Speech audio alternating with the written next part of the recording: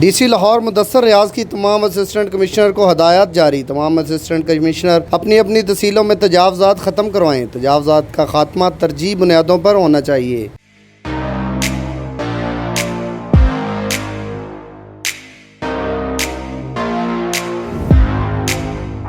D C Lahore Mudassir ریاض کا کہنا ہے کہ عارضی اور مستقل تجاوزات کا خاتمہ فوری یقینی بنایا جائے۔ ڈی سی لاہور مدثر ریاض نے شہر کے اندر سرکاری زمین پر قبضہ مافیا کے خلاف بھی کارروائیاں عمل میں لانے کی ہدایت جاری کر دیں۔ سرکاری زمین کو واگزار کروانے کے لیے آپریشن کیے جائیں۔ سرکاری زمین کو قبضہ مافیا سے واگزار کروایا جائے۔ ڈی سی لاہور مدثر ریاض کا کہنا ہے کہ سرکاری زمین پر قبضہ کرنے کی ہرگز اجازت نہیں دیں گے۔ شہر میں پرائس کنٹرول کے حوالے سے سرگرمیوں کو بھی تیز کیا جائے۔ جہاں کہیں گراں فروشی پائی جائے سخت ترین قانونی کارروائی عمل میں لائی جائے۔ گراں فروشی، ذخیرہ اندوزی اور منافع خوری پر سخت کریک ڈاؤن عمل میں لایا جائے۔ شاہد رضا، آواز نیوز، لاہور۔